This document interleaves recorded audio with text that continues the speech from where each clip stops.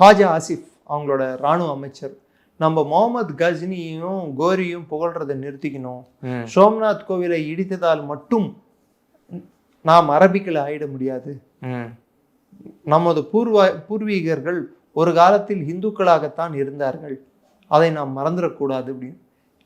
என்னடா கண் கட்டினப்புறம் சூரிய நமஸ்காரமா? சாத்தான் எல்லாம் வேதம் ஓத ஆரம்பிச்சா திரும்பி வேதத்துக்கே பொருள் தெரியாம போயிடுண்டா.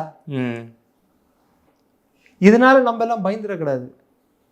அதாவது பயப்படுறதுன்னா ஐயோ இவன் வாயிலே இதெல்லாம் வருதுன்னு சொல்லிட்டு, இதெல்லாம் வந்து ஒரு திட்டமிட்ட சதி. யாரை நம்ப வைக்கிறதுக்கு? ஒருவேளை இந்திய மக்களையும். இல்ல, இந்திய மக்கள் நம்ப போறது கிடையாது. இல்ல, சில பேர் நம்புறவங்க உண்டு, அரசியல் ரீதியில நம்புவாங்க.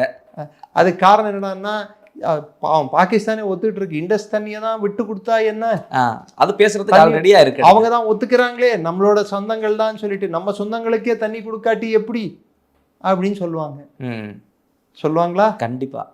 ஸோ அதை எப்படி நம்ம ஏத்துக்கிறது? ஏத்துக்க முடியாது.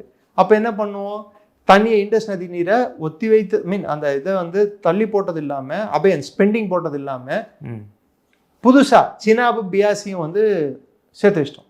நதியை சினாப் நதியும் பியாஸ் நதியும் சேர்த்து வச்சு இண்டஸ் நதி நீர் தண்ணியை புது அணைகள் மூலம் இங்கே ஹைட்ரோ எலக்ட்ரிக் பவர் ப்ராஜெக்ட்ஸ்க்கு இதுக்கு நம்ம டைவர்ட் பண்ணிட்டு இருக்கோம்.